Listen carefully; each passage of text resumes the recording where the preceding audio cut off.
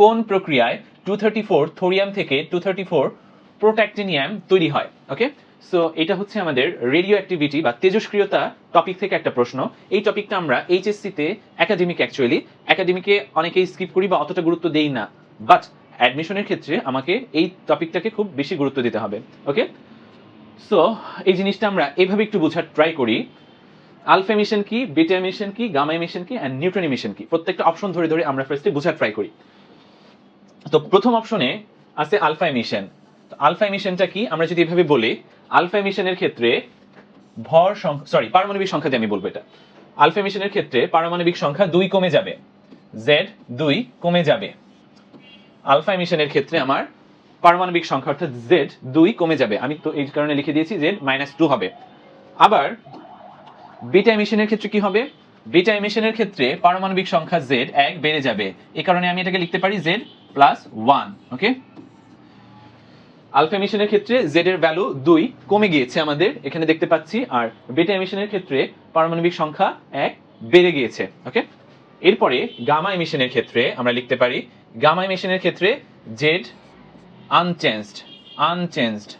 ওকে, বা আমরা এটাকে কনস্ট্যান্টও লিখতে পারি, Z এর ভ্যালু কোনো চেঞ্জ হবে না, তার মানে Z আনচেঞ্জড বা Zটা কি থাকবে, কনস্ট্যান্ট থাকবে।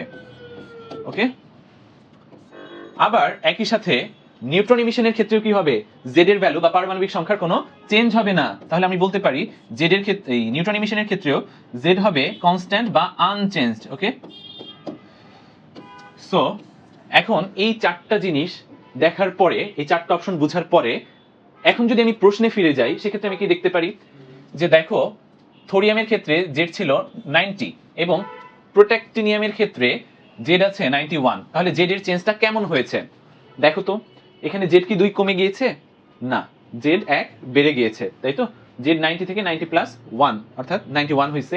দ্যাট মিন্স আমার এই প্রসেসটা হবে বেটা এমিশন। ওকে, আমি আশা করব যে আমরা এই জিনিসটা খুব সহজেই বুঝতে পেরেছি।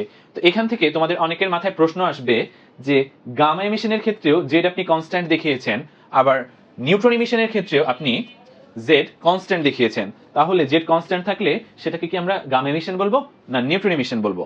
সো এখানে তোমাদেরকে সহজ করে দিই, জিনিসটা হচ্ছে Z কনস্ট্যান্ট হলে গামা এমিশনও হতে পারে, নিউট্রন এমিশনও হতে পারে, বাট কোনটা হবে সেটা শিওর হওয়ার জন্য আমার A এর ভ্যালুটা চেক করে নিতে হবে। A এর ভ্যালু মানে হইতেছে ভর সংখ্যা, যেটা এখানে উপরে আছে। ওকে, তো এখন দেখো গামা এমিশনের ক্ষেত্রে আমার A এর ভ্যালুও কোনো চেঞ্জ হবে না, অর্থাৎ A এর ভ্যালুটাও আনচেঞ্জড বা কনস্ট্যান্ট থাকবে।